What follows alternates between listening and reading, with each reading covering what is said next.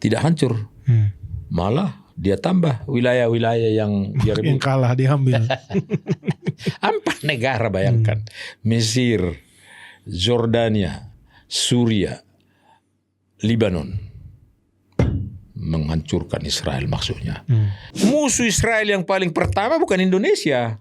Mesir, Jordania, Syria, Lebanon. Itu yang menghancurkan. Indonesia jauh banget ujung bumi itu. Betul. Tapi kok ujung-ujung Indonesia nggak mau membangun hubungan diplomatik dengan Israel until today. Mesir sudah, Jordania sudah. Ya kan? Best friend malah. Best friend mana? Saudi Arabia sudah.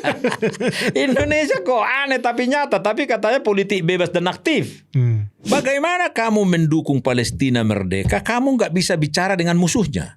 Menjadi pangkostrat mengganti Prabowo yang sudah dipecat. Betul. Ya kan? Iya. Johnny Lumintang. Iya. Lebih senior dari Prabowo itu.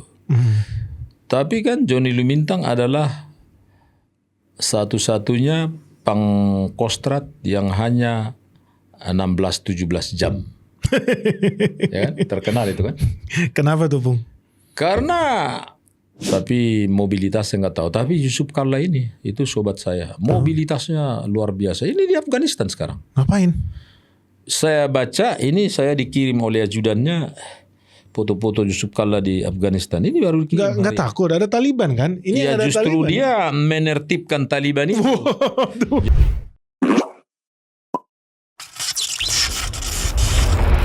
Halo, selamat pagi guys. Kita hari ini kedatangan tamu yang super spesial. Waduh, biasa-biasa. Beliau ini terkenal sebagai, banyak lah pokoknya pekerjaannya. Saya juga sampai bingung. Karena udah lama sekali ternyata perjalanan karirnya dan menurut saya sih itu suatu hal yang luar biasa sih. Kita terima kasih banget Opung Richard udah mau datang ke tempat kita. Terima kasih Huta Barat, Helaku. Thank you Opung. Opung boleh tahu nggak? Kita mau tanya dulu nih. Iya. Opung usianya berapa sih sebetulnya? Iya. Usia yang mana dulu pertanyaannya? Karena usia yang mana? Ada 3 jenis usia. Oh ya.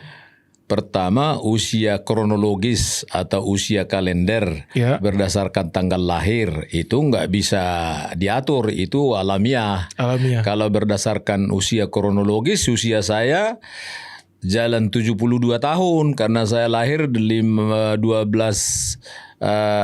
Desember 52. Jadi 72 lah, Desember ulang tahun 72 lah. Kalau itu secara usia kronologis, kalender ya. Ada yang kedua usia biologis. Usia biologis. Berdasarkan vitalitas kesehatan tubuh, ya kan? Bisa usianya 80 tapi penampilannya 60 karena rajin olahraga, makan dengan teratur dan tidur cukup. Itu biasanya awet. Itu namanya usia biologis. Makanya kita lihat tadi masih kuat ya Opung jalan, nyetir sendiri bahkan tadi. Nyetir sendiri. Jalan nggak pakai tongkat. Umur 72. 72. Kalau saya perkenalkan diri saya di setiap saya pembicara atau pengkhotbah berapa umur 71. Wah kayak 17 aja kata jemaat itu. Usia biologis. Ada satu lagi. Apa lagi? Usia psikologis. Usia psikologis. Jadi yang pertama tadi kronologis. Baru biologis. Baru usia psikologis. Itu tergantung semangatnya. Jadi psikologis itu kan berkaitan dengan spiritualitas, berkaitan dengan spirit. Semangat.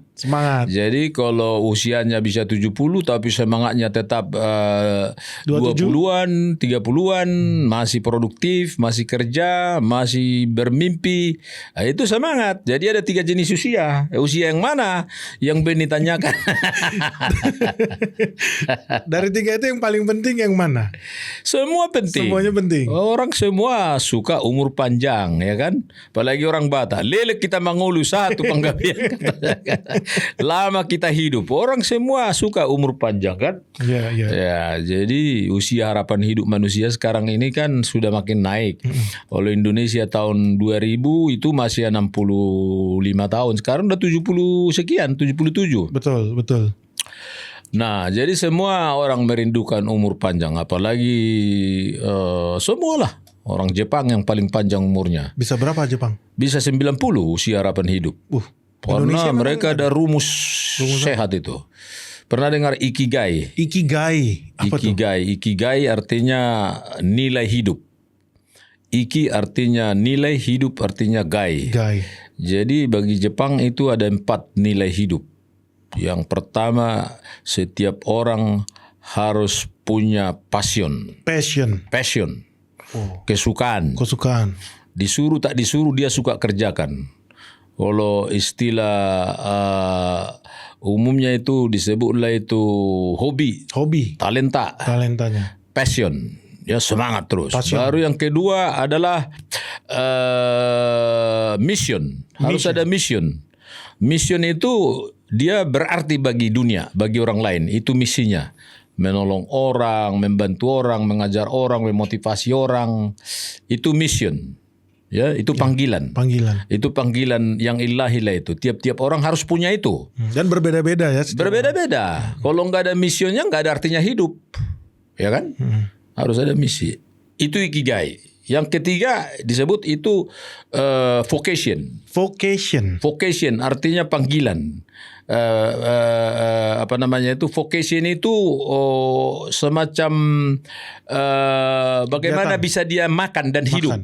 Bagaimana dia menghasilkan sesuatu. Itu vocation. Tiap orang harus ada itu. Jadi tadi passion, mission, vocation. Yang keempat itu adalah profession. Keahlian. Profesi. Dia ahli di situ karena udah well trained dan dipraktekkan. Itu Ikigai. Irisan dari 4 ini yang disebut Ikigai, nilai hidup. Pertemuan dari 4 ini di tengah-tengahnya ya. Pertemuannya itulah Ikigai. Ada bukunya itu. Judulnya Ikigai. Beli di Gramedia, ada dijual itu sekarang. Ya, karena orang kalau cuma mikir vocation doang sama profession doang. Iya. Tapi nggak ada mission, nggak ada passion, nggak sesuai dengan passionnya, nggak terasa hidup ya. Timpang, iya. Jadi mesti 4. Itu yang tadi resep panjang umur orang Jepang. Ya kan tadi kan. Bahagialah. Dan itu sudah diadopsi oleh banyak komunitas. Itu yang pertama tadi. Mana yang paling penting dari yang 3 itu kan tadi pertanyaannya. Jadi umur panjang, sehat, siapa yang nggak mau sehat? Semua orang mau sehat. Dokter bertebaran, rumah sakit bertebaran itu karena aspirasi dan keinginan manusia untuk tetap sehat dan punya umur panjang. Sehat, punya vitalitas, ya kan? 2 minggu ini saya kurang fit. Saya di Medan 10 hari dari tanggal 18 sampai tanggal 27 Mei yang kemarin. Ya. Medan itu panasnya minta ampun. Jadi saya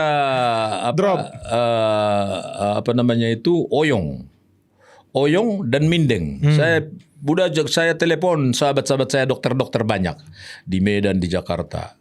Jadi dokter saya ahli saraf berkata itu adalah dehidrasi.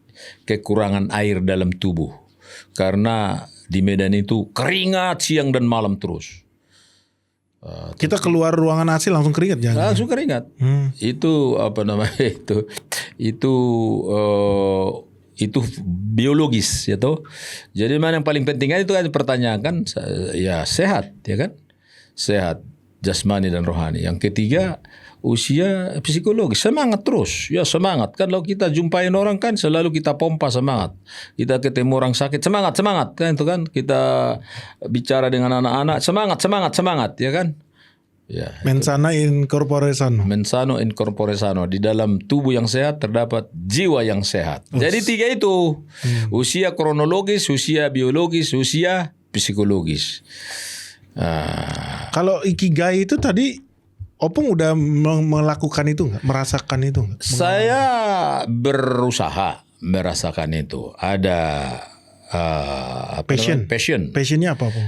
Passion saya lama-lama saya identifikasi sebagai seorang yang sudah dipanggil Tuhan jadi pendeta ya. Passion saya itu ngajar dan nulis gitu. Ngajar dan nulis. Mulai mahasiswa saya udah nulis di koran Sinar Indonesia Baru tahun 76 saya sudah kolumnis. Sudah saya kumpul semua di rumah itu. Jadi kayaknya ada bakat saya, walaupun bahasa Indonesia saya berpasir-pasir dan berbatu-batu karena karena lahir di tanah Batak asli. Iya. Tapi ya kan ada kamus, ada segala macam bahan-bahan kan. Jadi passion saya nulis, ngajar, khotbah, kayaknya itu passion saya. Jadi ini kapan saja, di mana saja diminta saya ngajar, diminta saya khotbah, saya siap. Dan itu sebagai seorang hamba Tuhan, seorang pendeta, memang itu sabta marganya itu. Siap berkhotbah kapan saja, di mana saja. Tanpa persiapan pun siap. Tanpa persiapan, karena persiapan itu adalah yang pertama Rohul Kudus. Ada ilmu berkhotbah saya yang berkata, ya kan, persiapan itu dua jenis. Satu persiapan materi, tapi yang paling utama adalah persiapan rohani. Ya kan, jadi khotbah yang ditulis dalam kertas, ya toh, berbeda dengan khotbah yang ditulis dalam hati. Jadi khotbah yang ditulis dalam kertas itu hanya menyapa otak manusia, tapi khotbah yang datang dari hati itu menyapa hati manusia. Benar-benar dalam sekali nih. Oh iya. Dan itulah fungsinya passion itu juga di situ. Passion. Karena kalau nggak ada hati di situ nggak bisa. Passion kan. Jadi kalau saya punya mission, mission saya ya saya pendeta. Saya menjangkau sebanyak mungkin manusia supaya menjadi orang percaya, supaya menjadi orang yang bertuhan, supaya menjadi orang beriman, supaya bisa menjalani liku-liku hidup yang up and down, yang penuh dengan duri dan segala macam, ya kan? Itulah mission saya, menolong orang dan mengabarkan Injil. Kalau saya sebagai pendeta gereja kan, itulah mission saya, menolong orang, dan melalui buku-buku yang saya tulis dan segala macam itu udah mission saya itu. Saya bukan cari uang menulis buku, karena di Indonesia penulis buku nggak bisa bikin uang. Masa sih? Omong bukunya kayaknya banyak nih. Udah banyak. Udah berapa bu? Mungkin udah 19 judul. Ya, luar biasa. Sudah. Itu yang mission kan. Lalu yang vocation, ya saya percaya apa yang dituliskan di dalam kitab suci, ya kan, bahwa Tuhan memelihara hidup kita. Oh, burung pipit pun dikasih makan, ya kan. Apalagi manusia. Dan saya tidak mencari uang, tapi uang itu pasti datang. Karena dia akan mencukupkan. Saya punya filosofi pelayanan itu, perbuatlah apapun yang kau perbuatlah dengan segenap hatimu. Ya toh? Ya. Ketahuilah, dari Tuhanlah kamu menerima bagian yang telah ditetapkan bagimu sebagai upah. Jadi upahku itu bukan dari gereja, bukan dari organisasi, bukan dari Tuhan upah. Bukan yang dari manusia ya? Ya, yang kasih upah saya itu Tuhan. Dari Tuhanlah kau menerima bagian bagimu yang ditetapkan bagimu sebagai upah. Kristuslah Tuhan, kamu adalah hambanya. Itu filosofi pelayanan saya. Jadi kalau dihitung-hitung misalnya berapa gaji pendeta Daulay, kok bisa punya rumah di Raffles Hill? Itu enggak dari gaji administratif, enggak mungkin itu. Enggak mungkin ya? Enggak mungkin itu. Impossible ya? Impossible. Emang administratif kecil banget? Kecil, aduh. Kecil banget. Tapi buku ada banyak. 19. Tapi kan enggak, buku di Indonesia paling dicetak 1000 eksemplar, ya kan. Kalau dan buku saya belum bestseller di Indonesia ini pun enggak ada penulis buku yang jadi kaya bestseller, beda dengan apalagi buku rohani ya. Apalagi buku rohani. Kalau di Amerika adalah buku rohani pun misalnya Rick Warren Itu bukunya Taurik Warren. Itu bukunya udah diterjemahkan ke. Dia apa ya? Purpose Driven Life ya itu. Ya, The Purpose Driven Life. Nah, itu vocation saya, ya kan. Jadi saya makan dari Tuhan. Saya percaya berkat yang saya berikan tiap-tiap hari Minggu menutup kebaktian, anugerah Tuhan Yesus Kristus, kasih Allah Bapa, persekutuan dengan Roh Kudus menyertai kamu.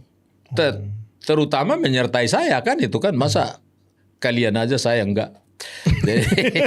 Jadi kita makan bukan dari gaji, kita makan dari grace of Jesus Christ, the love of God and the fellowship of the Holy Spirit. Yang keempat, profession ya. Professionnya Opung apa? Keahlian saya akhirnya saya temukan yaitu tadi itu bertolak dari passion itu jadi profession. Jadi saya jadi punya keahlian barangkali saya sejarawan akhirnya. Historian, penulis sejarah. Kenapa? Saya suka sejarah dan saya mendalami sejarah. Saya menulis disertasi doktor saya di bidang teologi, sejarah gereja. Saya menulis doktor saya yang kedua bidang sejarah politik di Indonesia. Dua-dua udah jadi buku itu. Opung ada 2 doktornya? Ada 2. Karena satu aja nggak cukup ya guys.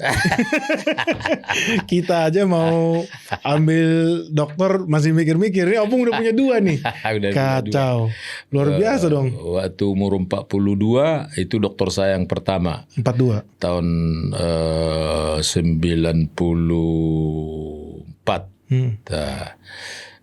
Saya ambil dari Southeast Asia Graduate School of Theology, namanya konsorsium sekolah-sekolah teologi di Asia Tenggara. Tapi 1 tahun saya penelitian di Amerika di New Jersey, Drew University, itu ada pusat arsip dokumentasi metodis sedunia di situ. Saya 1 tahun underground memeriksa dokumen-dokumen. Jadi profesi saya sejarah. Profession saya sejarah bangsa ini. Disertasi saya yang kedua tahun 2014 di Gajah Mada. Itu judulnya Agama dan Politik di Indonesia. Itu sejarah perpolitikan Indonesia yang syarat dengan nuansa-nuansa agama Islam Kristen. Saya kupas itu secara historis. Itu udah terbit juga. Udah saya kasih kan satu kan? Sudah, saya dapat langsung. Ada tanda tangannya Opung langsung. Opung, thank you buat bukunya. Ini ada tea break dulu. Jadi kita break. Supaya nggak kering. Iya, jadi kita ada berita, Pung. Apa itu? Ini di layar. Apa? Ada pendeta. Siapa? Ini, seorang pendeta. Jadi ada jemaatnya yang beri uang persembahan 2.000. Seorang jemaat GBI ngaku kena sindir anak pendeta. Dia bilang posisi saya hanya punya uang segitu. Maksudnya disindir karena ngasih persembahan 2.000. Iya. Lalu? Emang kenapa? Jadi masalah, Pak. Kenapa masalah? Karena, disindir sama pendetanya. Iya, disindir sama seorang anak pendeta karena cuma ngasih persembahan 2.000. Jadi isu. Iya, pergilah ke HKBP. Itu kenapa? Biasa persembahan 2.000, 1.000, 5.000. Normal ya? Normal itu. Saya kan khotbah di HKBP misalnya di Bojong Menteng kemarin. Saya khotbah, habis itu di konsistori majelis perhalado itu hitung duit. Itu banyak kali uang 5.000, uang 2.000. Kenapa jadi masalah orang memberi persembahan 2.000? Itu kemampuannya. Karena Yesus berkata bukan soal banyaknya itu, hatinya itu. Soal hatinya ya? Ya. Oh. Ya kan?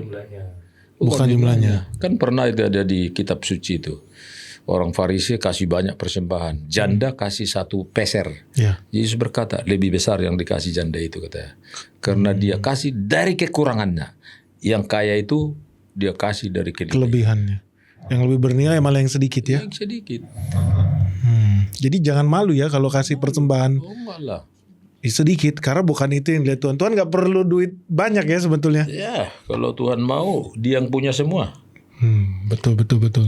Tapi gereja, ini soal masalah duit dalam gereja perlu juga kita bahas itu. Kenapa? Karena jadi isu kan. Ya kayak gini tadi, yang dia bilang itu, gimana rupanya? Oke, Opung jadi Ikigai itu ada 4. Yang terakhir profesi. Nah sebetulnya Opung profesinya apa? Pekerjaannya apa sih sebetulnya? Ya saya pendeta. Pendeta? Pendeta. Oh. Saya Artinya ya banyak pekerjaan saya. Saya ngajar. Ngajar di mana? Saya ngajar di Universitas Pelita Harapan. Oh, jurusan apa? Jurusan Hubungan Internasional, Ilmu Politik Global. Wow. Ya kan? Karena saya punya latar belakang ilmu politik dari UGM itu. Oh. Lalu saya langsung diberi mata kuliah politik Indonesia lah, politik agama dan politik lah. Itu ngajar S1 apa S2? S1 dan S2 kalau di UPH. Oh. Tapi profesi pendeta. Ngajar juga tentang ilmu politik. Oh iya, nggak apa-apa. Wow. Martin Luther, Calvin, Agustinus, tokoh-tokoh gereja itu ilmu politiknya mereka itulah yang digali ilmuwan-ilmuwan politik sampai sekarang. Agustinus, Luther, Calvin dan lain-lain sebagainya. Jadi nggak ada yang salah dengan itu.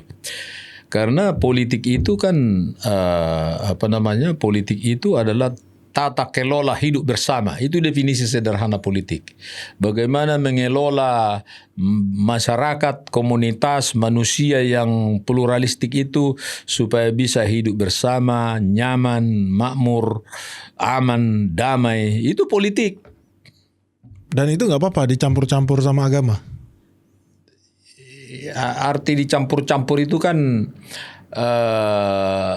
arti diaduk-aduk, dicampur-campur, bukan begitu maksudnya. Tapi politik itu pasti ada dimensi agama di situ. Karena siapapun pasti orang beragama. Di Indonesia ini. Di dunia ini. Mau Bill Clinton, mau Biden, mau Obama. Dia kan mengambil kebijakan, mungkin berdoa dulu dia. Tuhan, kiranya kebijakan yang saya putuskan ini membom Hiroshima dan Nagasaki tahun 45 oleh Truman. Dia doa dulu itu. Jadi itu jawaban dari Tuhan akhirnya dibom. Bom. Jadi Hiroshima meledak karena faktor Tuhan juga nih. Ya, bukan begitu. Keputusan politik kan. Keputusan itu kan. Politik. Karena kalau nggak dibom Hiroshima dan Nagasaki, dunia ini makin hancur dibikin Jepang kan. Betul. Itu dia. Itu necessary ya. Itu necessary. Dan Amerika tidak pernah dikutuk oleh dunia tentang itu. Malah Amerika yang merehabilitasi Jepang kemudian. Ya kan? Iya. Nah, malah dia jadi bangkit ya Jepang. Jepang jadi bangkit karena dipulihkan oleh Amerika. Tapi jahatnya Jepang itu harus dihentikan dengan bom pada waktu itu. Itu kebijakan. Karena mereka nggak bisa menyerah. Iya. Jiwanya kan begitu, kaisar. Ya. Malu dong kalau menyerah. Iya. Maka bunuh diri kan. Iya, apa itu? Apa namanya itu? Ada istilah harakiri. Harakiri. Ya, seppuku. Jepang lah itu. Jadi pendeta iya, dosen iya. Terus apa lagi pengalaman? Pendeta iya, penulis. Saya udah hampir 20 tuh. Saya masih menulis terus ini. Masih setengah jalan. Autobiografi saya sudah 150 halaman, nanti akan 300 halaman. Luar biasa. Menulis. Ada lagi mau saya tulis beberapa lagi buku yang saya anggap penting ya toh. Jadi pengkhotbah, dosen, pengajar, penulis, dan menolong banyak orang. Wow. Saya udah banyak menolong orang lah. Karena komunikasi saya, ordal saya banyak. Ordal? Ordal apa ini Opung? Orang dalam kan itu kan. Istilah Anies Baswedan itu kan. Ordal kawan saya banyak. Iya. Jadi saya ada orang yang butuh pertolongan, tapi saya bukan sembarangan, bukan mengkomersialisasi. Tidak. Saya lihat dia tulus, lurus, saya tolong. Opung itu pernah juga di organisasi ya? Organisasi gereja? PGI lah. Oh, PGI. Itu sebagai apa? Sebagai wakil sekretaris umum dari tahun 2000-2004. Sekretaris umum 2004-2009. Jadi 10 tahun saya di PGI itu. Lama juga ya. Dan berarti Sekum ini kayak sekretaris jenderal lah? Iyalah. General Secretary. General Secretary bahasa Inggris. Kalau surat-surat dari luar negeri ke kantor saya, Dear General Secretary, gitu-gitu aja. Dari tahun berapa? Tahun 2000. Sampai tahun 2010. Wah, itu tantangannya berat, itu era-era banyak berat. Bom itu kan? Iya. Saya mula-mula datang ke Jakarta itu tahun 2000 masih suasana reformasi. Kan Soeharto turun itu tahun 90 berapa dia? 98 kan? Iya. Masih demo itu. Serah terimalah saya di Salemba nomor 10 itu kan. Ya. Itu masih demo itu. Mobil-mobil militer masih ditangkapi mahasiswa itu. Dirusakin itu. Mahasiswa itu. Tapi opung kok malah berani datang ke Jakarta?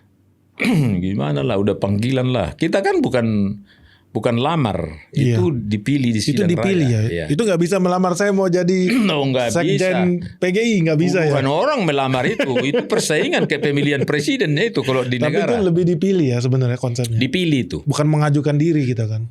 Mengajukan diri melalui gereja kita. Oh, gerejanya yang menawarkan. Mencalonkan kita. Ya, HKBP mencalonkan, GPIB mencalonkan, Gereja Metodis mencalonkan, semua ada. Terus opung lah yang dikirim ke Jakarta. Aku dicalonkan gereja saya, aku terpilih dari sekian banyak kandidat. Nggak takut? Awalnya takut, tapi Tuhan itu berjalan di depan kan itu kan. Ya. Kayak Daud ya. Kayak Daud, kayak orang Israel keluar dari Mesir. Tuhan berjalan di depan. Karena saya memang nggak kenal PGI sebelumnya. Nggak kenal PGI sebelumnya. Ke kantornya itu pun saya mungkin belum pernah sebelum saya terpilih jadi wakil sekretaris umum. Tapi tiba-tiba saya jadi wakil sekretaris umum, bingung. Tapi ada yang penting ini nanti. Apa itu? Tahun 2000 saya ke PGI, tahun 2001 Tuhan buka pintu bagi saya masuk kursus Lembaga Ketahanan Nasional, Lemhanas. Lemhanas. Itu membuka semua pintu bagi saya untuk menjalankan tugas yang berat ini. Kenapa? Kok bisa begitu? Wah, Lemhanas kan yang di Kebon Siri ya? Yang di Kebon Siri. Itu kan kursus para pemimpin bangsa itu. Calon-calon pemimpin bangsa. Kalau militer, bukan cuma militer aja? Enggak, militer, angkatan darat, angkatan udara, kepolisian, angkatan laut. Gubernur juga ya? Sipil setengah, kira-kira gitu pembagiannya. Ya, calon gubernur, dirjen-dirjen, banyak di situ lah. Pokoknya waktu opung masuk gubernurnya siapa? Gubernur Lemhanas? Itu Ermaya dulu namanya. Ermaya, Profesor Ermaya. Tapi saya masuk itu jasa dari seorang Johnny Lumintang itu. Johnny Lumintang. Ya, sebelum Ermaya gubernurnya itu Johnny Lumintang. Oh, dia yang bikin rekomendasi. Kan Johnny Lumintang itu adalah jenderal yang ditugaskan oleh Habibie waktu itu. Ya. Menjadi Pangkostrat mengganti Prabowo yang sudah dipecat. Betul. Ya kan? Ya.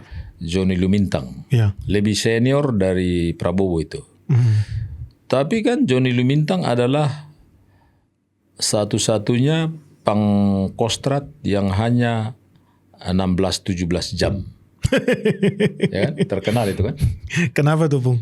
Karena dia tidak diterima arus bawah, terutama ICMI pada waktu itu, Ikatan Cendekiawan Muslimin Indonesia. Oh, bukan karena nggak ada dukungan dari militer? Tidak. Malah di luar militer yang nggak mendukung. Di luar militer yang bikin pressure. Kayak Wiranto kan panglima.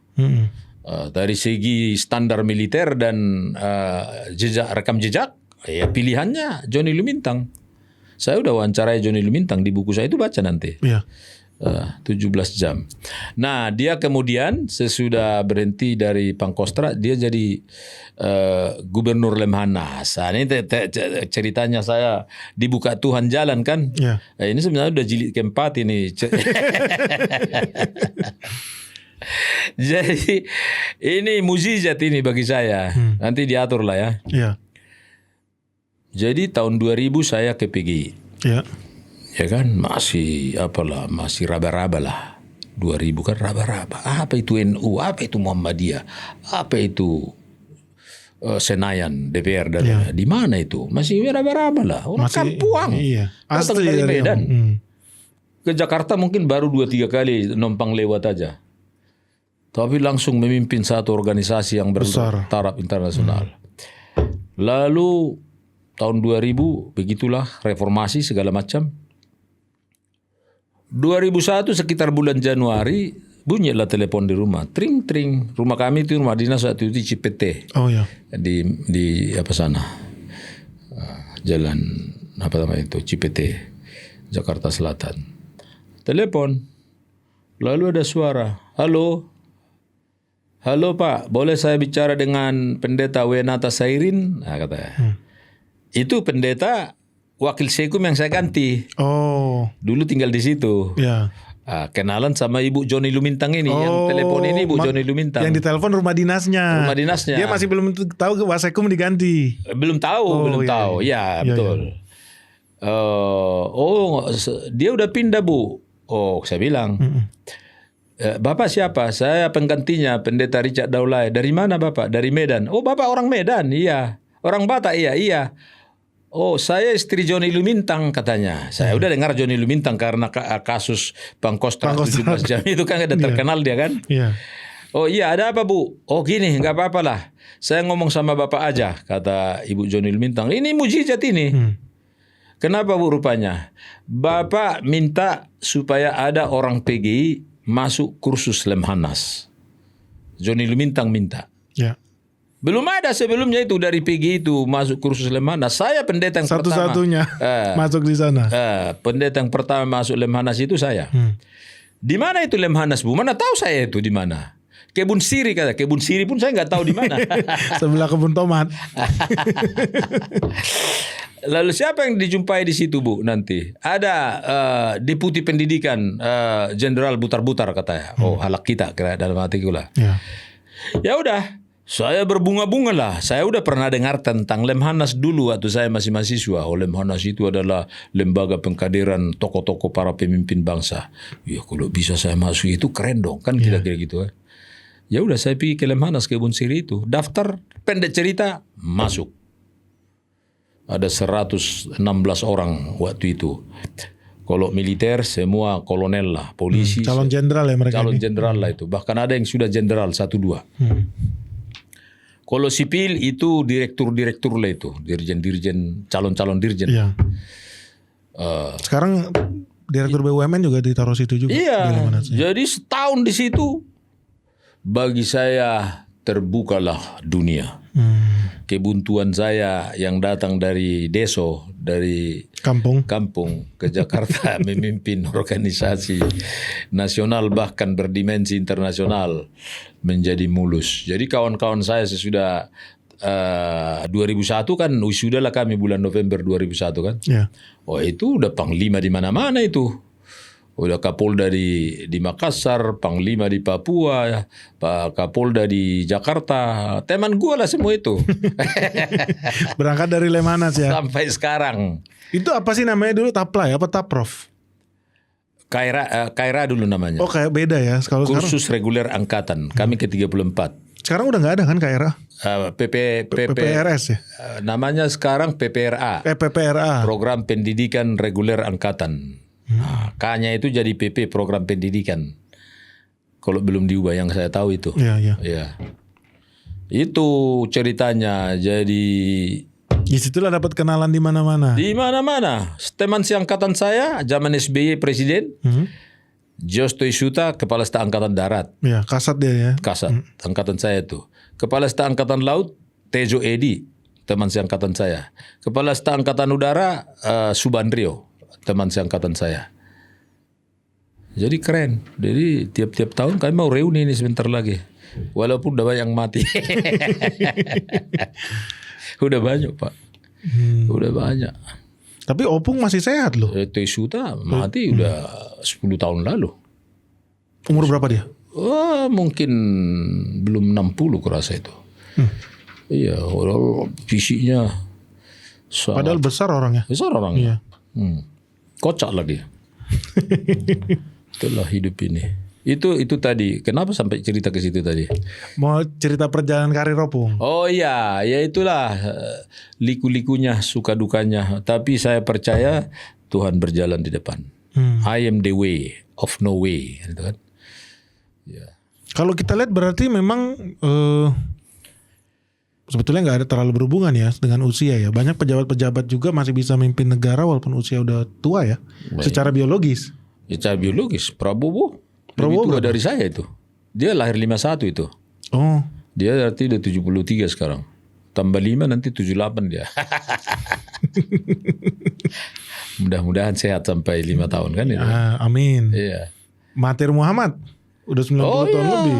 Itu lagi. Jadi itu memang sangat disiplin memelihara. Dia kan dokter latar belakang Mahathir Muhammad. Jadi saya pernah baca beberapa buku Mahathir itu, ya memang dia sangat disiplin soal makan makanan, sangat selektif. Lalu olahraganya itu naik kuda. Jadi katanya dia rutin pergi ke Latin Amerika, negara apa saya nggak tahu, khusus untuk olahraga naik kuda. Seminggu sekali? Entah sebulan, 2 bulan, entah beberapa kali setahun lah. Latin Amerika kan jauh dari Kuala Lumpur. Iya, capek dong itu sebetulnya. Iya, tapi itu hobinya dan itu yang membuat semangat. Kan naik kuda itu kan semangat. Iya. Ya tuh kan, makanya tadi usia kronologis, usia biologis, usia psikologis, dia timba semangat lah dengan apa namanya itu, mungkin lomba naik kuda lah segala macam. Itu Mahathir Muhammad sampai umur 90 sekian masih ada kan? Ya, masih ada. Pemimpin-pemimpin kita juga paling tua sekarang siapa sih Pak yang masih hidup? Yang Yusuf Kala lah yang masih aktif sekarang. Itu yang paling senior sekarang? Paling senior sebenarnya kalau dari segi usia yang mantan menteri itu siapa namanya itu, bekas menteri kehutanan itu, lupa saya, orang Palembang itu, harus buka Google. Dia udah hampir 90 saya rasa itu. 90-an? Diwawancarai masih aktif juga ya? Masih aktif. Emil Salim. Itu paling tua. Tapi mobilitasnya nggak tahu. Tapi Yusuf Kala ini, itu sobat saya. Mobilitasnya luar biasa. Ini di Afghanistan sekarang. Ngapain? Saya baca, ini saya dikirim oleh ajudannya foto-foto Yusuf Kala di Afghanistan. Ini baru dikirim. Nggak takut, ada Taliban kan? Ini ya, ada justru Taliban. Dia menertibkan Taliban itu. Jadi canggih nih. Yang dikirim oleh karena Yusuf Kala ini misinya luar biasa, termasuk misi perdamaian di Gaza. Really? Saya tahu sih Pak, Yusuf Kala itu dulu yang mendamaikan waktu ada konflik di GAM ya? Iya. Di Aceh ya? Aceh, GAM. Sekarang ke Afghanistan. Mendamaikan Afghanistan. Peacemaker dia. Oh iya, itu banyak menginspirasi saya. Oh. Saya sumbang ini misi perdamaian di Gaza ini. Coba aku mau lihat Pak. Ada. Apa? Ini. Ada fotonya. Foto apa? Sama Taliban. Ada ini. Ini. Luar biasa. Ini lagi jalan dia nih sama Taliban nih. Iya. Hebat ya? Hebat. Ini lagi rapat ini di ruang Taliban. Oh. Okay. Afghanistan. Jadi ajudan Yusuf Kala itu namanya Yadi. Yadi namanya. JK disambut hangat di Afghanistan. Saya ingin saksikan kemajuan di sini, kata. Saya datang bersilaturahmi untuk menyaksikan kemajuan di sini, ujar JK di Kabul. Hebat Pak JK, dia peacemaker. Kubalaslah sama ajudannya ini kan. Umur berapa Pak JK? 82 sekarang. Umur 82? 10 tahun di atas aku. Iya, dia masih jalan. Pakai tongkat. Enggak. Masa sih? Iya, enggak. Jadi dia mendorong Afghanistan sekarang supaya jangan terlalu mendiskriminasi laki-laki perempuan. Itu kan di negara-negara Taliban itu kan. Iya, perempuan nggak boleh sekolah. Di sektor pendidikan memang agak terbatas antara laki-laki dan perempuan. Namun dari pembicaraan dengan Wakil Perdana Menteri dan Menteri Luar Negeri Afghanistan, mereka cukup setuju dan tahap demi tahap akan dilaksanakan, kata JK dalam keterangan persnya di Afghanistan. Karena Pak JK mendesak mereka supaya perempuan diberi ruang yang sama dengan laki-laki. Agenda nanti kita lihat di sana lebih khusus. Kita ingin bagaimana sama-sama meningkatkan soal pendidikan dan pendidikan perempuan. Karena itu beberapa masalah. Yang lain aman-aman saja. Jadi JK ke sana itu untuk memotivasi pemerintah Afghanistan itu untuk memperlakukan laki-laki perempuan dalam bidang pendidikan lebih setara. Itu dia lagi di Afghanistan sekarang. Oh iya, betul tuh. Kan? JK terbang ke Kabul. Itulah. Ini undangan baru tahu nih saya juga. Oh bener loh, jalan sendiri loh. Jalan sendiri. 82 tahun. 82 tahun. Tiap ulang tahun kan, tiap Idul Fitri pasti saya silaturahmi di rumahnya. Gak ada pikun-pikunnya? Gak ada pikun-pikunnya. Otaknya Brilian itu. Oh. Rahasianya apa tuh bisa sampai umur 82 masih aktif? Itu kutanya dia, apa rahasianya Bapak awet muda? Aku bilang. Dia bilang yang pertama ikhlas.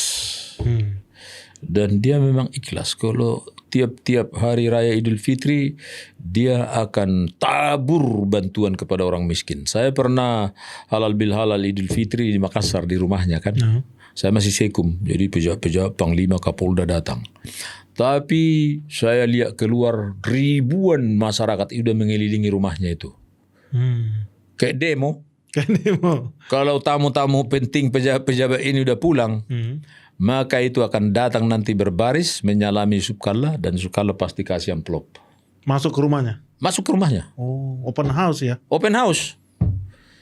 Mana ada orang begitu, jarang orang begitu. Dan itu uang pribadi, bukan uang negara, dibagi-bagi. Mungkin sebelum jadi pejabat malah udah begitu. Udah begitu, karena dia pengusaha kan. Pengusaha, bapaknya udah pengusaha. Ikhlas, itu dia bilang ikhlas. Tapi saya tahu dia pun olahraga rajin. Pasti pakai 1 jam tiap hari olahraga, jalan atau berenang atau ya rumahnya kan di jalan apa ini, dekat hotel apa namanya itu. Brawijaya. Di Brawijaya ya. Situ ada kolam renang semua lengkap lah situ. Namanya wakil presiden kan. Tapi sekarang di sana di Afghanistan. Rencana mau ke Palestina juga? Saya nggak tahu. Tapi dia mengumpulkan dana untuk bantuan Palestina ya? Kemanusiaan ke Palestina. Saya masih bingung nih. Opung boleh nanya nggak nih soal Palestina? Gimana? Kok kesannya kayaknya kalau saya lihat orang-orang yang PGI ya, mungkin orang gereja ya. Iya. Bahkan saya ada ketemu pendeta, kayak mereka itu nggak percaya bahwa Palestina itu diserang, Palestina itu anak-anak dibom. Menurut mereka itu hoax. Betul nggak? Sebetulnya gimana sih konflik diserang itu? Israel? Diserang Israel. Ya kan ada di berita, ada di televisi, ada CNN, ada di BBC, ada di sosmed. Jadi itu udah panjang itu. Saya menulis tesis ilmu hubungan internasional tahun 2008 mengenai konflik Timur Tengah ini. Nanti saya kasih bukunya. Iya. Amerika versus Irak. Waktu Amerika menyerang Irak itu. Yang pertama apa yang kedua? Perang Teluk 1 kan ada. Yang kedua. Yang kedua berarti yang Bush muda. Bush muda ya. Bush muda. Itu sesudah World Trade Center diledakkan. Iya. 2000 itu topik saya. Jadi rumit itu menganalisa itu. Harus tahu artinya sejarah. Ya. Harus tahu Alkitab. Ya. Abraham, Ishak dan Yakub kan gak ada di sejarah, di Alkitab, di Al-Quran ada itu. Ya. Harus tahu itu sejarah itu. Udah tahu kan? Harus tahu sejarah yang sejarah umum lah. Harus tahu sejarah Alkitab. Baru harus tahu sejarah Eropa. Terutama berkaitan dengan Nazi. Nazi salah satunya. Ya kan, Perang Dunia Pertama, Perang Dunia Kedua, kemudian sejarah bangsa Israel dulu yang dihancurkan di Yerusalem, di Galilea, jadi diaspora ke seluruh dunia kan. Jadi harus tahu itu, dan kemudian harus tahu, banyak harus tahu teologi yang mewarnai semua gereja dan orang Kristen di Eropa, terutama di Inggris sebagai pemenang Perang Dunia Pertama. Betul. Harus tahu itu. Karena dia Inggris katanya pernah menjanjikan tanah ya sama bangsa Israel ya. Inggris lah yang membuka pintu sehingga bangsa Israel itu kembali ke daerah Yerusalem. Yang menurut sejarah Alkitab itu tanah nenek moyangnya, kan betul itu kan. Di Al-Quran dan di Alkitab itu dicatat. Tanah nenek moyang Israel bukan di Papua Nugini. Ya kan? Jadi artinya perang sekarang ini kita harus bela Israel dong? Atau bela Palestina? Iya, tidak bisa. Tidak bisa juga, tidak semudah itu ya? Segampang itu. Kenapa tuh, Bung? Ya karena Palestina itu juga pecah kan. Palestina itu kan 2 fraksi. Satu Hamas. Satu lagi Fatah. Jadi sebenarnya menurut yang kita baca, yang bikin ruwet penyelesaian masalah Palestina itu ini Fatah ini. Fatah ini yang Yasir Arafat ya, PLO ya dulu. PLO bukan Fatah, Hamas. Hamas itu. PLO itu ya. Saya 2012 atau 2013 itu masuk dalam tim yang dikirim oleh Menteri Luar Negeri, yaitu waktu itu Menteri Luar Negeri masih siapa itu? Untuk pergi ke Yerusalem, ke Timur Tengah. Nama tim ini adalah Interfaith Mission for Peace and Understanding in the Middle East. Ada Muhammadiyah, ada NU, ada Katolik, ada Protestan. Hindu Buddha nggak ada, karena ini berkaitan dengan masalah Abrahamic religion. Jadi ada dari Amerika, ada dari Indonesia, rombongan itu ada 20 orang itu kami ke Timur Tengah melakukan misi itu. Jadi saya tahu persis, bertemu dengan Perdana Menteri Palestina di tepi barat, West Bank. Bertemu dengan Presiden Israel, siapa namanya itu? Sahabat Gus Dur ini. No, saya sudah itu. Coba cari. Presiden Israel tahun 2000, pencetnya gitu. Presiden Israel, dia pernah perdana menteri, dia pernah presiden. Jadi waktu itu dia masih presiden, kami ke rumahnya. Jadi ruwet ini masalah Palestina ini. Yang sejauh ini yang aku tahu, sebenarnya waktu Israel dimerdekakan tahun 47 kan? Mei 47 memproklamirkan kemerdekaannya. Simon Peres ya. Kalau udah 71 gitu mesti apa dulu? Rewind dulu. Ya. Simon Peres. Foto-fotonya lengkap di rumah itu. Jadi waktu Israel merdeka tahun 47, kan dia langsung dibombardir oleh negara-negara di Timur Tengah. Betul, diserang, dikeroyok. Mesir di sebelah kiri, bawah selatannya dia. Suriah. Lebanon di sebelah utara, sebelah timur, utara. Syria di sebelah barat, timurnya. Jordania di seberang sungai Jordan. 4 negara ini, negara-negara yang paling besar lah di Timur Tengah. Mau menghancurkan Israel yang baru dimerdekakan itu tahun 47. Tapi tidak hancur. Malah dia tambah wilayah-wilayah yang dia yang kalah diambil. 4 negara bayangkan. Mesir, Jordania, Suriah, Lebanon, menghancurkan Israel maksudnya. Tapi kan sebenarnya di balik itu ada Amerika. Oh masa? Nah, sudahlah, pasti ada kapal induk Amerika di Mediterania. Mendukung ya? Iya dong. Tapi nggak pernah dicatat nih. Dicatat juga, artinya Amerika itu adalah, gimana ya kalau saya baca-baca buku itu, Amerika itu Amerikanya Israel, Israel itu Israelnya Amerika, kira-kira begitu. Jadi negara yang pertama mengakui kemerdekaan Israel itu Amerika kan. Ya. Tapi itu panjang sejarah lah itu, karena banyak berkaitan dengan teologi di situ, berkaitan dengan spiritualitas di situ, Jadi Amerika itu tetap di belakang Israel sampai sekarang. Walaupun kritis juga Amerika itu, tetapi kalau Amerika katanya mau dihancurkan Iran, hati-hati dulu. Karena ada Israel di situ. Enggak, maksud saya kalau Israel itu mau dihancurkan Iran, hati-hati, ada Amerika di belakangnya itu. Kenapa sih Amerika pro banget sama Israel? Kenapa dia jagain Israel? Apa itulah, pentingnya? baca buku saya itu nanti, Amerika versus Irak. Baca buku Amerika versus Irak. Itu ada rahasianya ya. Di situ rahasianya. Kenapa Israel dipelihara oleh Amerika? Kenapa di backup oleh Amerika? Dan bukan hanya oleh Amerika, orang-orang Indonesia yang juga beraliran kekristenan yang disebut Injili dan apalagi fundamentalis. Fanatis. Itu pasti bela Israel.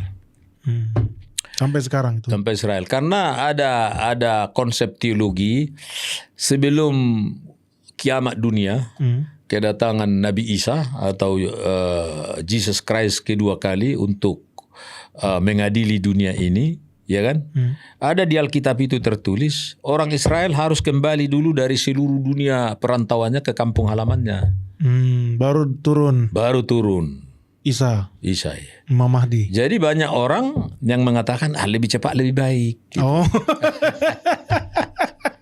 Jangan dilama-lamakan. Iya. Lebih cepat lebih baik.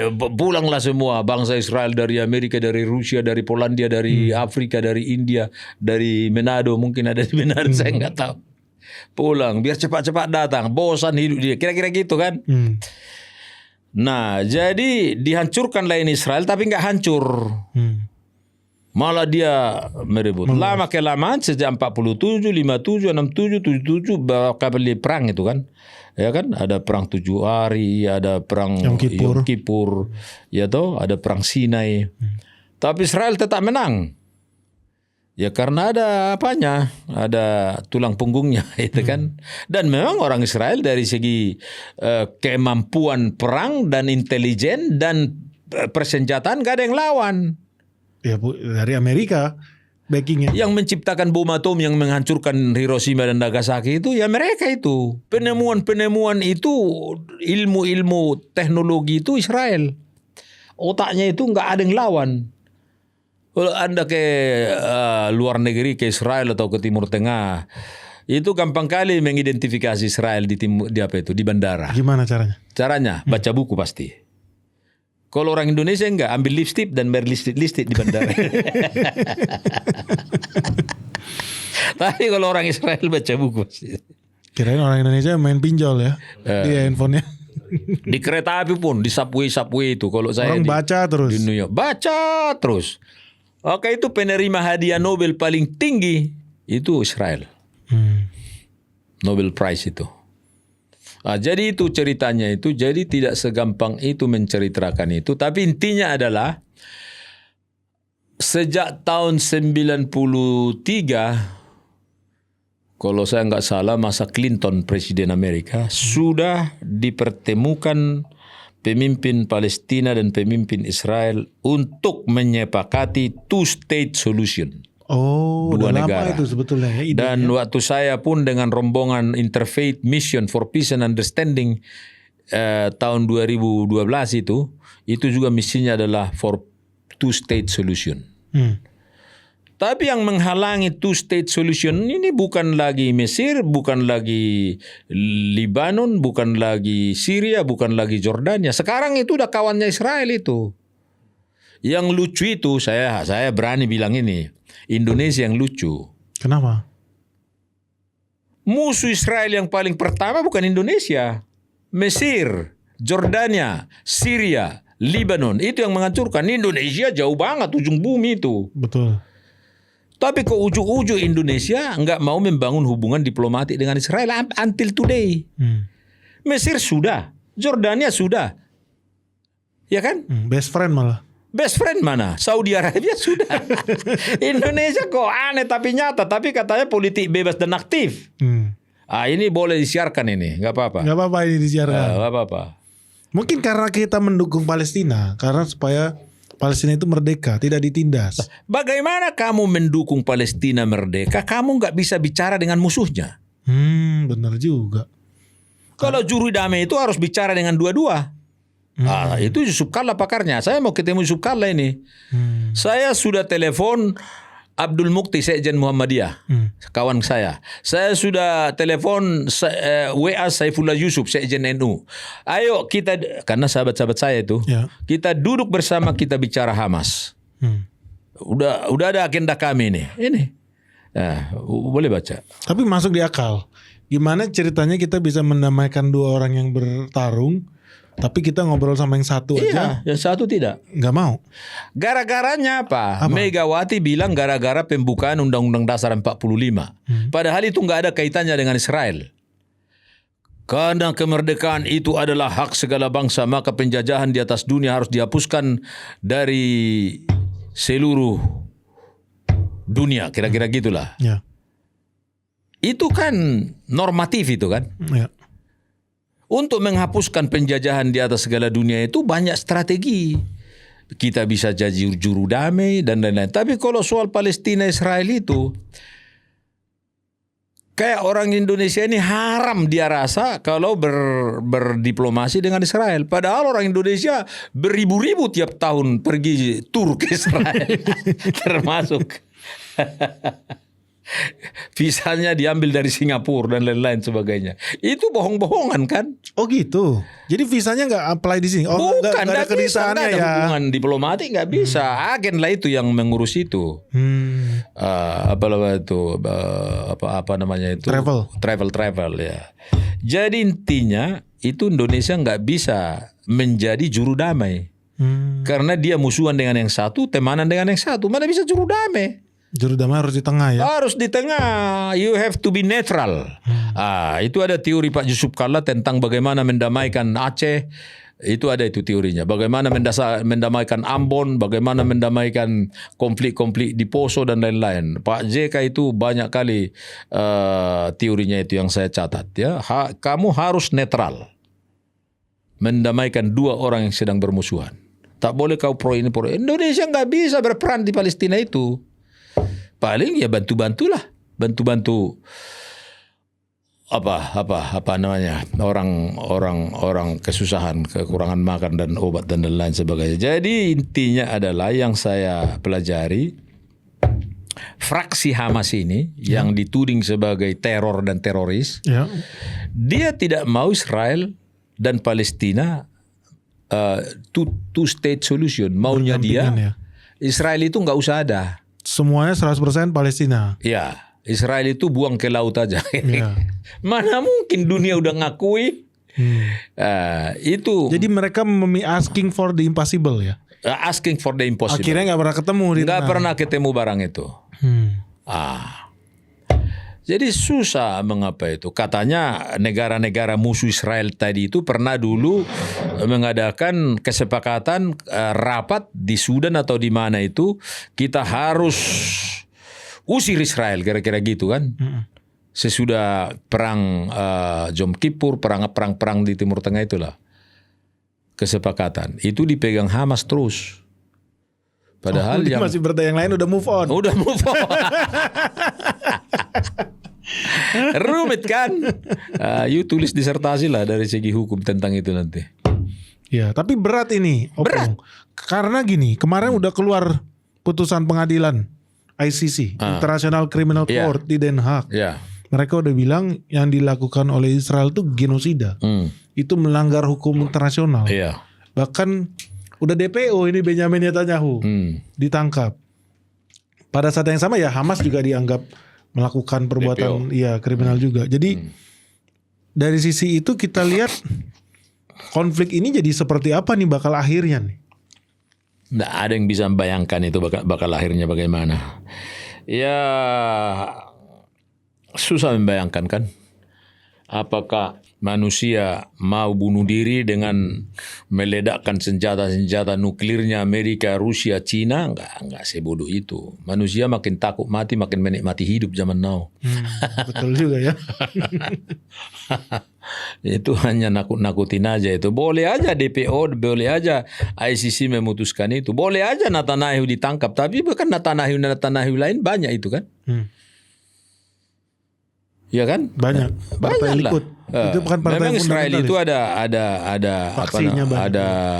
ideologi partai-partai yang berbeda-beda, ada yang liberal, ada yang fundamentalis dan lain-lain. Saya nggak begitu paham konfigurasinya itu ya, tapi Netanyahu ini agak fundamentalis ini katanya. Ya, partai Likud itu mungkin yang paling konservatif lah. Iya. Jadi boleh-boleh aja dia di penjara, tapi kan akan ada penggantinya. Kalau PGI sendiri posisinya gimana? Pro Israel atau pro Palestina? Karena nggak menguasai medan persoalan, paling dia hanya asbun aja lah. Asal bunyi aja. Karena ujungnya kita juga tinggal di sini ya. Iya. Jadi waktu saya di PGI, Amerika mengutuk membombardir Irak kan. Saya buat pernyataan mengutuk Amerika membombardir. Saya dimarahi oleh. Berani banget Opung. Oh ya. Karena itu nggak ada hubungannya dengan mencela lah ya, bukan kita pakai Tapi anggota-anggota gereja PG ini kan macam-macam latar belakang teologi dan denominasinya. Ada Injili, ada segala macam. Saya dimarahi sebagian. Saya punya prinsip sendiri, ini kemanusiaan.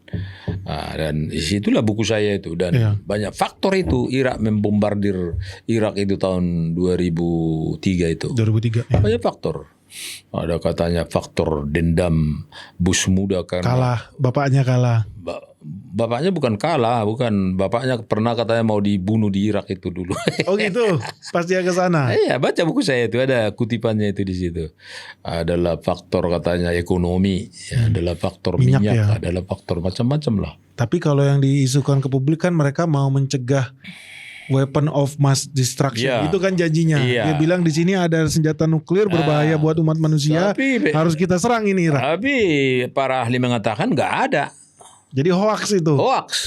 Jadi Amerika bisa kena hoax juga ya? Oh bisa, kenapa tidak? Nah Amerika pun banyak kepentingan negara kan, kepentingan nasionalnya banyak. Dan Amerika itu banyak fraksi-fraksinya juga. Ideologi bahkan Republik pun tidak satu bahasa kadang-kadang kan, ya kan? Ya. Mana ada didukung Bush itu si Donald Trump jadi presiden, ditolak Bush itu. Padahal satu partai. Satu partai. Dinamika aja kompleks ya. Indonesia sama juga politiknya begitu kompleks. Indonesia lebih kompleks lagi lah. Bisa kawan hari ini musuh besok kan biasa itu politik. Ya kan, kalau diamati perpolitikan, tapi ya begitulah politik, ya kan. Apalagi politik Indonesia ini kan masih on the proses demokratisasi, belum mature ya, belum. Jadi democratization Indonesia itu belum kita negara demokrasi ketiga paling besar, kita bilang masih on the process. Ada orang bilang setback ini sekarang. Kenapa setback? Ya setback karena kelihatannya kan bisa direkayasa semua. Ya kan? Ya lihatlah. Kelihatannya ya. Ya toh. Itu gak apa-apa ditayangin. Kan Opung temenan sama Pak Luhut. Boleh. Gak apa-apa? Boleh. Itu kira-kira jadi gimana dong Pung? Kita udah selesai pemilu nih. Dan kayaknya tantangan dunia makin tinggi. Berat ya sekarang ya. Konflik di Taiwan, di Palestina. Iya. Di mana-mana nih kayaknya sekarang semua lagi belum Rusia ya. Ukraina. Itu bisa jadi tantangan seperti apa nih buat presiden kita selanjutnya nih Pak Prabowo 5 tahun ke depan? Ya enggak ringan memang, apalagi geopolitik yang sedang trending sekarang itu seperti Benny bilang itu kan. Cina sedang katanya mengepung Taiwan. Tapi di belakang Taiwan itu Amerika tetap ada. Walaupun Taiwan dari segi populasi sangat kecil dibandingkan dengan Tiongkok kan itu kan. Ya. Tapi persenjataan Taiwan, teknologi Taiwan itu hebat juga. Betul. Saya udah pernah ke Taiwan. Luar biasa juga kemajuan teknologi karena Amerika terus mensuplai ilmu dan teknologi. Taiwan bisa jadi Israel kedua lah ya. Walaupun melawan lawan yang lebih besar, didukung Amerika bisa bertahan ya. Bisa. Jadi China harus punya hitung-hitungan karena aircraft carrier ini, kapal induk ini kan Amerika tidak ada yang lawan itu sekarang. Betul, paling banyak. Taiwan nggak punya. China mungkin punya satu tapi Amerika belasan berapa itu nggak tahu lah. Kapal induk. Wow. Nah Indonesia kira-kira gimana nih? Kita kan bebas aktif. Nggak pro ke sana, pro ke sini. Nah itu yang dalam kaitannya dengan Israel Palestina, Indonesia ini nggak bebas aktif. Aneh jadinya. Dulu bebas aktif itu memang konteksnya itu perang dingin kan. Tidak pro Uni Soviet, tidak pro Amerika. Betul. Tidak pro komunis, tidak pro kapitalis. Ya. Bebas dan aktif. Tapi sudah nggak ada itu lagi. Perang dingin sudah nggak ada. Ya toh?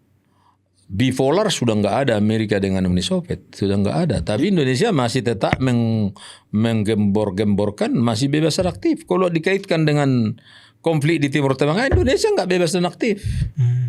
Nggak. Kalau di Cina kita bebas aktif. Ya kita berteman dengan semua bangsa kan, ada prinsip itu kan. Apa namanya, kawan 1000 kurang banyak, lawan 1 terlalu banyak kan, itu kan dibilang kan. Iya. Jadi apa namanya, U20 lah misalnya, yang salah satu faktor yang membuat Mega dan apa kalah siapa itu, Ganjar. U20 itu. U20. Generasi muda nggak suka. Oh, itu confirm Opung. Ya, termasuk dia udah mangguk-mangguk dia. Lu males milih PDI gara-gara U20 ya? Kapok ya? Iya. Apa hubungannya? Inilah hanya dikutip-kutip itu, karena kemerdekaan itu adalah hak segala bangsa. Ya kan? Konteksnya itu sangat sangat umum itu, hak segala bangsa. Semua orang bilang nggak suka penjajahan di atas dunia. Semua setuju itu. Semua setuju itu.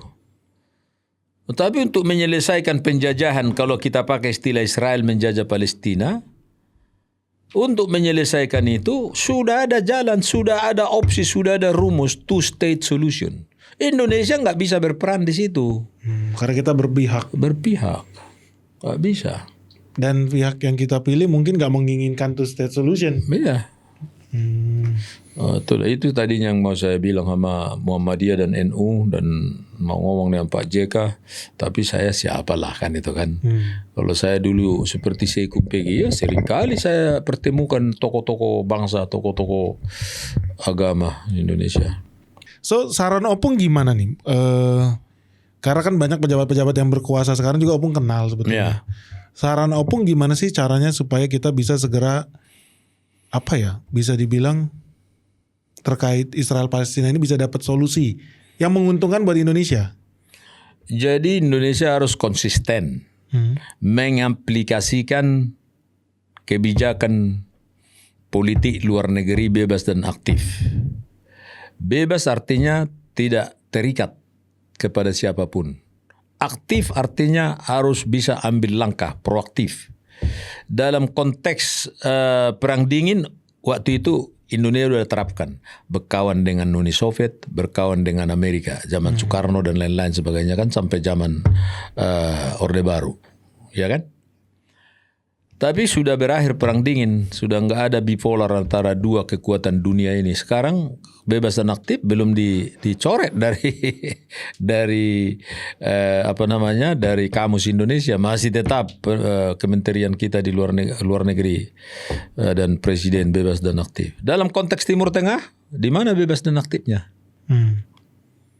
Bahwa menurut saya kalau Indonesia mau berperan menyelesaikan konflik di Timur Tengah, terutama antara Hamas dan Israel, Indonesia harus memahami ulang apa arti bebas dan aktif itu. Dan kalau mau jadi juru damai, ya harus bisa berkomunikasi dengan dua pihak yang bersengketa. Harus bisa berdiplomasi dengan Israel. Sekarang nggak bisa kan? Kedutaan Israel aja nggak ada di sini. Nggak ada di sini. Kita nggak ada di sana. Nggak ada. Kenapa? Hanya gara-gara kalimat bahwa kemerdekaan itu dibuat dulu, Israel belum ada. Menarik. Itu kan dibuat tahun 45. Israel baru ada tahun 47. Wah. Itu diada-adakan itu. Oke. Jadi panjang ini pembicaraannya Opung. Makin seru. Nanti kita lanjutkan di jilid 2 ya Opung. Mantap. Ini masih politik, belum khotbah. Belum khotbah. Yang penasaran, kamu setuju gak kalau kita bikin diskusi yang lebih mendalam lagi bersama Dr. Richard di edisi part 2? Jangan lupa like, share, and comment di bawah ini ya. Terima kasih Dr. Richard. Terima kasih Benny. Thank you, sehat-sehat. God bless you. God bless you, Tulang. Thank you. Halo. Maju terus.